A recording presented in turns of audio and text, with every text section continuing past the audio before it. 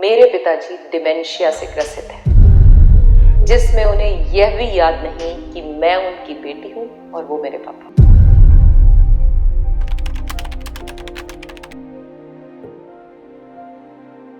क्या बहुत मेहनत करने के बाद भी आपका कोई कार्य पूरा नहीं होता या उतना रिजल्ट नहीं मिलता जितना आपने मेहनत की होती है? बनते बनते काम का ना बनना, ये सब साइन है पितृदोष के।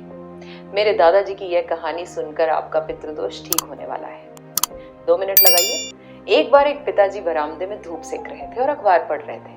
उनके सामने उनका एक छोटा सा बालक खेल रहा था। सामने दीवार पर एक कौवा आकर बैठ गया। बालक बहुत ही उत्सुकता के साथ अपने पिताजी के पास भागा गया और बोला, पिताजी पिताजी ये क्या है? पिताजी ने बहुत ही प्यार से बोला, बेटा ये कौवा है। बालक ने सिर हिला दिया। थोड़ी देर बाद फिर बालक पिताजी के पास आकर पूछता है, पिताजी पिताजी ये क्या है? पिताजी ने फिर उसी नम्रता से कहा, बेटा ये एक तरह का पक्षी है, कौवा है ये। बालक की उत्सुकता बढ़ती जा रही थी। उसने फिर सवाल पूछ डाला, पिताजी ये कौन सा पक्षी है? पिताजी ने फिर कहा, बेटा यह कौवा है। बालक बार बार पूछता गया उसी उत्सुकता से और पिताजी भी बार बार उसी नम्रता से कहते गए, यह कौवा है, यह कौवा है, यह कौवा है। अब कहानी थोड़े सालों के बाद बदल गई।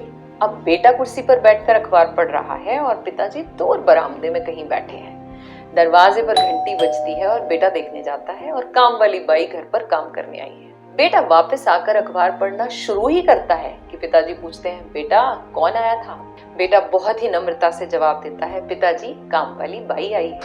अब 2 मिनट बाद पिताजी फिर भूल जाते हैं और वह फिर पूछते हैं, बेटा कौन आया था? बेटा कहता है, पिताजी अभी तो बताया काम वाली बाई आई है। पिताजी के तीसरी बार पूछने की देर क्या थी, बेटा दरवाजे पर कौन आया है? बेटा झंझनाहट से बोलता है, आपको क्या करना है?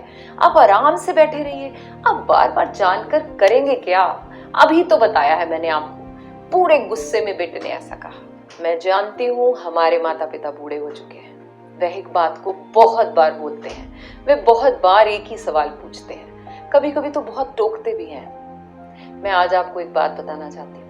मेरे पिताजी डिमेंशिया से ग्रसित हैं। उन्हें डिमेंशिया नाम की एक बीमारी है, जिसमें उन्हें यह भी याद नहीं कि मैं उनकी बेटी हूँ और वो मेरे पापा। कोशिश तो मेरी ऐसी ही रही कि मैं उनका कभी दिल न दुखाऊं।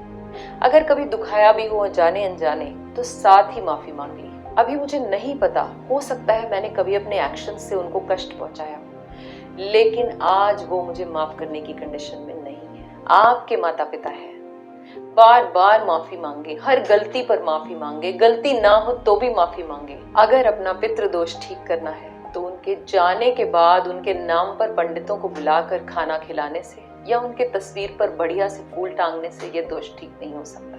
कभी कभी मैं बहुत ही सरप्राइज होती हूँ भगवान राम को देखकर। एक बार पिता ने कहा, 14 साल के लिए बेटा चला जा बनवास जंगल में, सारा सुख त्याग दे। उन्होंने कोई आर्ग्यूमेंट नहीं किया। हमें तो मानो आर्ग्यूमेंट्स करने की आदत ही लग गई हो।